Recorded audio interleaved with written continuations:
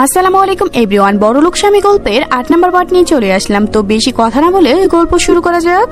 ফার্মেসির সামনে বাইকটা থামতে আতঙ্কে দিশার বুকটা কেঁপে উঠল। সে তো এই হার্টবিট কলারকে এও তো জিন্দাকেও ভয় পায় না। তবে দেখো, এই মশলা তো প্লেট স্টোর থেকে এদিকে তিশাকে ভয় দেখানোর একেবারে কোর্স করে মাঠে নেমেছে লাফাঙ্গা চালাতে। লাঙ্গা তো টানা হয় এদের মতো বলদ গরু দিয়েই, নইলে কোনো শাস্ত্র আবার গাভী গরুকে দিয়ে এসব করায়। যাই হোক, কথায় কথায় নিজেকে গাভী গরু বলে কত পাপ করলাম তিশা। এখন শাস্তি স্বরূপ প্রত্যেশের বউ হয়ে গেলে হয়েছে। ছেলে সরকারি চাকরি করে, বিয়ে হয়ে গেলে তিশার ভালোই টাকা পয়সা হবে। তখন আর এত কষ্ট করে চাকরি খুঁজে বেড়াতে হবে না। তাছাড়া ওইসব চাকরি ফাকরি তিশার পোষায় না। সে তো কেবল শুয়ে বসে থাকতে চায়। তার সামনে মানুষ খাবার সেই দিয়ে যাবে, মুখে তুলে খাইয়ে দিবে, আর সে বসে বসে খালি ফোন চালাবে। আর কি এই চাই এই জীবনে? তবে বিষয় এখন এসব নয়, কথা হচ্ছে প্রেম নেওয়াজ ফার্মেসিতে কেন গিয়েছে। খুবই সন্দেহজনক। হাই খুদা, মাইন্ড কল্লার মতো এমন ফাঁকা ফাঁকা হচ্ছে কেমন করে। তিশা একটা দীর্ঘশ্বাস ছাড়ল। প্রেম ফিরে এলো একটা পানির বোতল নিয়ে। তিশাকে ওষুধের পানিটা এগিয়ে দিয়ে বলল, খাবি নাকি? ওইটা খেলে অনেক বড় বিপদ থেকে বাঁচতে পারবে।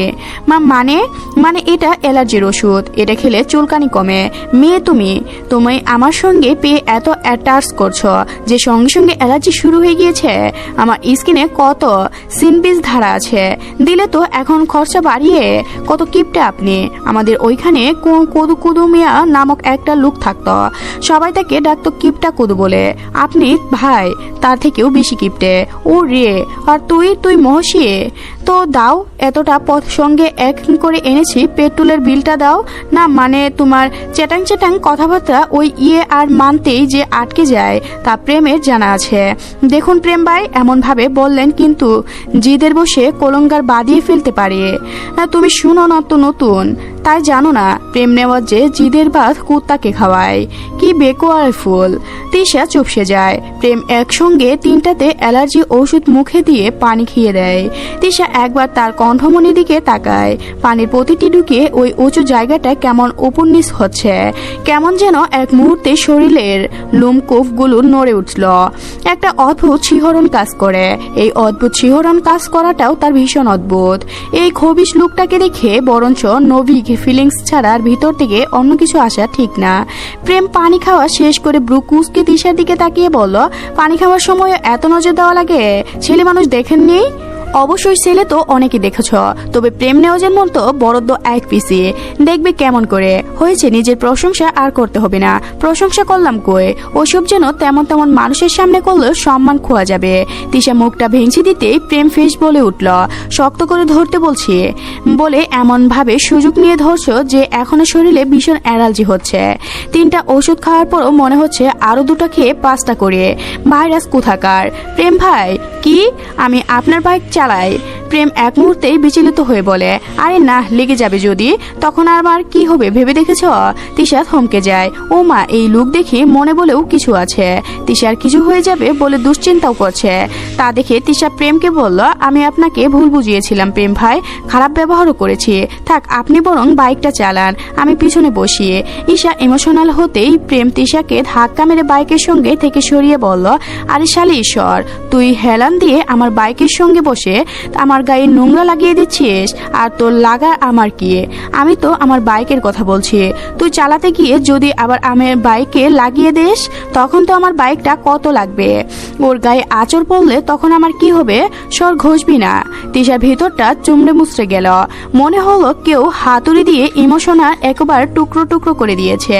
প্রেম বুকটা কাঁপিয়ে কেবল চোখ খুললো সানগ্লাসটা পরে বলে, আসতে বসবা বুটকি, তোমার ওজনে যেন আমার জমের নিঃশ্বাস বন্ধ না হয়ে যায়। তিশা কোনো মতে বাইকে উঠে বসে সে বলে, তোর জানে মানে হওয়ার একবার লিক করছি না প্রেমের বাচ্চা, আবার করব। এবার সঙ্গে তোরটাও করব। পিস্তলগুল ব্রিজের সামনে বাইকটা পার্কিং করেছে প্রেম। সিগারেট ধরিয়ে ব্রুকুসকে বলল, দিবি নাকি একটা টান? আমি আবার দায়িত্বশীল, কাউকে না দিয়ে কিছু খাই না। ক্ষুধার নামে দিয়েই ফেলে টান। ওই যে দেখেন একটা কুত্তা বসে আছে, ওর সঙ্গে শেয়ার করে খান। তুমিও তো একই কুত্তের, আর ওই তোমার খাওয়া একই কথা। নদীর সূর্যের কমল রোশনি গলে ঝরে পড়েছে তখন। জলের বিস্তর করছে অনুদীপ্ত সোনালি আভা। সুতের বুকে জড়ে সে আলো ঝিলমিল করছে একেবারে অগণগমত রুচির আয়নার মতো। বাতাসে ভেসে আসছে কাঁচা নদীর গন্ধ। কোথাও শৈশবের মৃত সুধা সুভাষ, আবার কোথাও দুর্বল মনের মতিঝিল গর্জন। দূরে কোথাও আবার লঞ্চ সিস্টেম হুলসে বাজছে। প্রেম সিগারেটে শেষবারের মতো একটা টান বসিয়ে ধোয়ায় বাতাসে ছেড়ে দিয়ে বলল, ফিজিওয়ালি খুনকার থেকে শুরু করে বলো তো। আমি বলছি আপনাকে শুরু করতে। বলবেন কেন? সব কথা বলতে হয় না, কিছু জিনিস নিজে থেকেই করতে হয়। ডুং, দেখুন আমি এখন বাসায় যাব, আর আমাকে আপনার ফিজিক্যাল শেখাতে হবে না। ওইটার জন্য আমি একটা ভালো স্যার দেখে টিউশন করে নেব, পুরুষ মানের কাছের থেকে না। তো কোনো সমস্যা না? আমার কেন সমস্যা হবে? জাহান নামে যাও তুমি। সবসময় আপনি করেন, এমন করেন কেন? সরি না বললেই কিন্তু আমি রাগ করে ব্রিজের ওপর থেকে ঝাঁপ দিয়ে বলে দিচ্ছি। সেটা তো আমি সরে বললেও তুমি ঝাঁপ দিবে না সোনা। রাত তখন 11টা বাজে। বিছানায় তখন শিমলা মরার মতো পড়ে নাক ডাকছে। তিশা এবার সোপাস কিছুক্ষণ ফিরে ফোনটা হাতে নিল। প্রত্যুষকে একটা মেসেজ দিল, সমস্যা কি? সে তো খুব বেশি সময় নষ্ট করবে না, কিংবং জ্বালাবেও না। আজ এমনিতে মনটা কেমন জানি খারাপ। বাড়ির কথা মনে পড়ছে অনেক। তবে তিশা তার বাবাকে ভালো করেই চিনে। সে কখনোই তিশাকে খুঁজবে না, কখনোই না। তিশা একটা দীর্ঘশ্বাস ছেড়ে একটা ভেবে প্রত্যুষকে মেসেজ দিয়ে দেয়। কিছুক্ষণের মাথায় প্রত্যুষর রিপ্লাই পেয়ে তিশার মনটা মেতে ওঠে। প্রত্যুষ লেখে, রাত জাগা পাখি দোলের নাম লেখার ইচ্ছা জেগেছে। ঘুমাওনি যে? ঘুমটা যেন কোথায় হারিয়ে গিয়েছে। আমার চোখের পাতা সব ঘুমকে যেন ছিনিয়ে নিয়ে গেল। কল দেই, তিশা মানা করলো না। আজ জানে না সবটা কেমন অন্ধকার লাগছে। আমি না আপনাকে কিছু বলতে চাই। চাওয়ার মতো কথা কখনো বলা যায় না, বললে তো অন্য কারোর কানে পৌঁছে যাবে। তিশা কিছু একটা বলেও থমকে গেল। প্রত্যুষ ফিল বলল, কি যেন একটা বলতে চাইছিলে? থাক, কিছু কথা বললেও বোঝা যায় না, কিন্তু যদি আমি অনুভব করতে চাই। তিশা সেই কথা শুনে মুচকি হাসলো, কিন্তু একটা কথা বলতে যাবে তার আগে প্রত্যুষ বলল, ওই তোমার সঙ্গে একটু পরে কথা বলি, একটা ইমার্জেন্সি কেস এসেছে। তিশা কলটা কেটে দিল। মনে মনে চোখটা বন্ধ করে একটা বালিশে শান্তি নিঃশ্বাস নিল। কল্পনা করার চেষ্টা করতেই ভাসলো প্রেমের মুখটা। চোখ সুর করে লোকটা সিগারেটের ধোঁয়া ওড়াচ্ছে। আজ রাতে ঘুমটা আবার গেল। প্রেম এই রাতের বেলা তৈরি হচ্ছে। পরনে কালো রঙের একটা হুডি, মুখে কালো রঙের একটা মাস্ক পরেছে। কেবল চোখ দুটো দেখা যাচ্ছে, তাতে কত মায়া জড়িয়ে। প্রেম একটু আগে কাল একটা গোলাপি ছিঁড়েছিল গাছ থেকে, সেটা পকেটে রাখলো, নষ্ট হবে তাই রাখলো তার টেবিলের ওপরে। একটা প্রেমের পছন্দের একটা বাইক, কালো রঙের ছাড়া অন্য কিছু ভাল লাগে না, তাই সবগুলা বাইকের রং কালো। মানুষের যেমন একটা শখ থাকে, তেমনি প্রেমের শখ বাইকের কালেকশন। যতগুলো বাইক তার আছে তাতে একটা শোরুম তো অনায়াসে দেওয়া যাবে। প্রেম হেলমেট পরে আর দেরি না করে এই রাতের বেলায় বাড়ি থেকে বের হয়ে গেল। বাইকের শব্দেই সিদ্দিক নেওয়াজের ঘুমটা ভাঙল। সে উঠে বারান্দায় আসার আগেই প্রেম চলে গিয়েছে। মুখটা কেমন যেন শুকিয়ে আসে সিদ্দিকের। সে কেবল বিড়বিড় করে একবার বলে, আজকে আবার। রাতে একটা দুঃস্বপ্নে ঘুমটা ভেঙে গেল। এমন ভয়ানক স্বপ্ন কখনোই এর আগে আসেনি।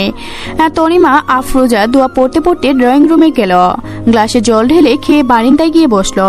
মেয়েটা তার কতই যে কিছুই চায় না, জানে না কেন যে এমন করলো। তিশার বাবা তারিকুল ইসলাম ভিতরে দিয়ে একটু অন্যরকম। দুনিয়ার সবকিছু সে সহ্য করতে পারবে, তবে মান সম্মান নয়। কত আদর যত্ন দিয়ে তিশাকে মানুষ করেছেন, পড়ালেখা করিয়েছেন, কখনো কোনো কিছুর বাধা দেয়নি। ওর সাথে যখন সবার বিয়ে হয়ে গেল তখনও পড়িয়ে মেয়েকে নেয়। এই মেয়ে পরিবারে কোনো সম্মান রাখলো না, সব শেষ করে দিয়েছে সবকিছু। বাড়ির মেয়ে যেদিন বাড়িতে অসম্মান করে পালিয়ে গিয়েছে, সেই দিন রাতে তিশার সব জিনিস সবকিছুই বাড়ি থেকে ফেলে দিয়েছেন তরিকুল। মনের ব্যথায় পেয়েছেন তো তিশাকে সেদিনে মনে মনে কবরে শুইয়ে দিয়েছেন সে। ওই মেয়ে তার জন্য মৃত। বন্ধুদের সঙ্গে কক্সবাজার যাওয়া থেকে শুরু করে কত আবদার রেখেছেন, তার ফল তো পেলেনি তিনি। সবাই যখন বলতো মেয়ে মানুষের এত নাচ কুদন ভালো না, একটা বিয়ে করাই দাও সময় থাকতে থাকতে, তখন তরিকুল মেয়ে হয়ে সাফায়েত গিয়েছিলেন, তার ডাল হয়ে গিয়েছিল সে।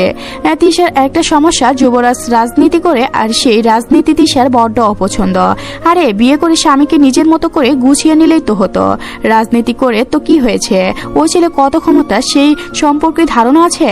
ওই দিন যুবরাজে তখন বিষণ্ণ করেছিল তাদের, তখন লজ্জায় চোখ তুলে তাকানো সাহস না পেয়ে পাগলের মতো সব কর্মকাণ্ড করেছে। পাগল ভাবুক, ওই প্রশ্নের তো জবাব নেই, তাই পাগল হয়ে তা হয় চোখে থাকুক। তনিমার চোখ দিয়ে জল গড়িয়ে পড়ল। এই তো রাত শেষ হয়ে ভোরের আলো ফুটবে তখন। সাউন্ড বক্সে তখন ভলিউমে একটা গান বাজছে, প্রেম আমার প্রেম আমার। সেই গানের সঙ্গে কেন যেন শীষ বাজাচ্ছে আর গুনগুন করে সেই বৃদ্ধ গড়টিতে।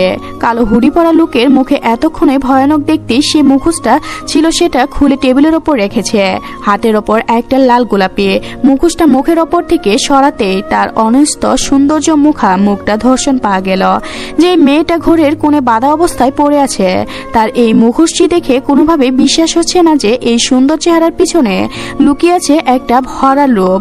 লোকটা তাকে জীবিত রেখেছে অবশ্যই, তবে এটাকে বেঁচে থাকা বলে না। আজকে দুদিন হলো তার পেটে কিছুই পড়েনি, এখন সামনে যা পাবে তাই সে অনায়াসে খেতে পারবে। এই সুদর্শন পুরুষটা কত যত্ন নিয়ে সিগারেট দিয়ে তার শরীরের গোপন স্থানগুলো জ্বলছে দিতে একবারও পরোয়া করেনি। মেয়েটি প্রশ্ন করেছিল বিদায় তার নিচের ঠোঁটটা কেটে গড়বন্দি করে রাখা একটা হিংস্র কুকারকে খাইয়েছে। লোকটা মুচকি হাসি দিয়ে উঠে দাঁড়ায়, এক পা দু পা করে মেয়েটির দিকে এগিয়ে এসে হাঁটু গিরে বসে চোখের সামনে থেকে চুলগুলো আলতো করে পরম যত্নে সরিয়ে হাতটা ছুঁয়ে বলে, কি পারলে? যার সঙ্গে সংসার করবে বলে কথা দিয়েছিলে তাকে চিরদিনের মতো ছেড়ে অন্য কারোর ভাসরে ভাসতে। লোকটি মেয়েটির হাতের মেহেদির দিকে ভালো করে চাইল। এই রং যে তার মস্তিষ্কে নিউর কনফিউজ জারি করছে, এই রং সে কিছুতে সহ্য করতে পারছে না, অসহ্যকর ঠেকছে। মেয়েটি আতকে তখন সে আকর্ষণীয় চম্পন আর ভয়ে আতকে মিশ্রিত অনুভূতিতে সে স্তব্ধ, কেবল কাঁপছে তার শরীর। মেয়েটি কথা বলার মতো অবস্থায় নেই, ঠোঁটটা কথার পর মুখ থেকে সুর করে চোখ সবকিছুই ফুলে ফুলে উঠে। তবুও সে গুছিয়ে গুছিয়ে কেবল বুঝাতে চাইল, আমায় মেরো না, আমার সংসার জীবনে ফুলটা এভাবে ছিঁড়ে ফেললো না, আমার স্বামীর কাছে ফিরতে দাও। লোকটি আবারও বলে উঠল, অন্য কারোর জন্য মেহেদি পড়তে পারবে না, কিছুতেই না। সে তৎক্ষণাৎ পকেট থেকে একটা চাকু বের করে মেয়েটির কিছু ভেবে ওঠার আগে একের পর এক আঘাত বসিয়ে দিল তার হাতের তালুতে, অপরের দিকে তাকিয়ে যেখানে যেখানে মেহেদির রং সব ঠেকে দিল। কখন যে গতি বেড়ে গেল, শক্তি বেড়ে গেল, হাতের চামড়া বোধহয় করে মাংসের অনবরত হা হয়ে বেরিয়ে এলো। লোকটির সেদিকে খেয়ালই নেই। খেয়াল সেই রক কেটে যাওয়ার পর মেয়েটি সেই কখনে কাতরাতে কাতরাতে দম ছাড়ল, তাতেও যেন খুনে খুনের স্বাদ মিটল না। সে মৃত মেয়েটাকে শুইয়ে দিয়ে গলার বড় ছুরিটি ধরিয়ে কেঁপে পর কূপ কূপ বসিয়ে চলল। যৎক্ষণাৎ না আলাদা হলো ঠিক তৎক্ষণাৎ পর্যন্ত গলা থেকে বেরিয়ে আসা রক্ত সে রঞ্জিত। তার তো এই গন্ধটাই দরকার ছিল। সে ফ্লোরে ছড়িয়ে পড়া রক্তগুলো হাতে মেখে আনন্দ লাভ করল। গালে মুখে ছিটকে আসার পরই সেই রক্ত ইচ্ছা করে সে মুখে মাখল, নাকের কাছে নিয়ে চোখ বুঝালো। তবে একটা কাজ করা বাকি। হুনে উঠে টেবিলের কাছে গিয়ে কেজিটা হাতে তুলে নিয়ে সেই গানের তাল মিলিয়ে গলার জুল ভাজিয়ে গাইল, তুমি ছাড়া আজ একা মনে, স্বপ্নে লাশঘর ভেঙে যাওয়া এই বুকের পাঁজর দূর দূর প্রান্তে, তবুও প্রেম এসে ভালোবেসে আজও দেখা দিয়ে যায়। সেই দেখাতেই ছুঁয়ে যায়। আমি হাত বাড়াই, কেন দূরে সরে যাও? প্রেম আমার প্রেম ও আমার প্রেম। গান গাইতে গাইতে ঘোড়া থেকে চুলগুলো কেটে নিয়ে বলল, এই চুলগুলো কোনো পুতুলটায় চুলে লাগাতে পারবো। জগন্নাথ বিশ্ববিদ্যালয়ের প্রেণীবেত্তা বিভাগের ভবনের সামনে দাঁড়িয়ে তৃষা, আজ একটা প্রোগ্রাম আছে। কত মানুষ কত রংডং করে সেজে এসেছে। মানুষ কত রংডং তৃষা ঘাসের সামনে মিশিয়ে শিমলার সঙ্গে দাঁড়িয়ে সমালোচনা করছে। একটা মেয়ে একটু আগে সামনের গাছটার সামনে দাঁড়িয়ে ছবি তুলছিল। তাকে দেখে তৃষা শিমলাকে বলল, দেখ দেখ মেয়েটা নিজেকে দীপিকা ভাবছে, লাগছে তো হিরো আলমের বউ, খালি সাজলেই না, সে ভাবছে তাকে কত সুন্দরী না লাগছে। বলে দুজনে যে কি হাসি।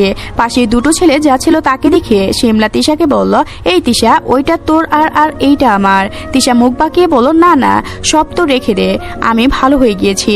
সে কি রে, কেমন করে হলি? কারো ধর্ষণ পেয়ে ভালো হয়ে গিয়েছিস রে? এখন ওই বান্দরটাকেই পেলেই হয়েছে। তিশা আর ওন্নাটা নাড়িয়ে নাড়িয়ে কথা বলছিল। হঠাৎ অনুভূত করল কেউ তার ওন্নার পিছন থেকে হাত দিয়েছে। এই শালা প্রেম নিশ্চয়। আজকে সে প্রেমকে এমন একটা খুশি দিবে না, একেবারে বংশের ভবিষ্যৎ অন্ধকার হয়ে যাবে।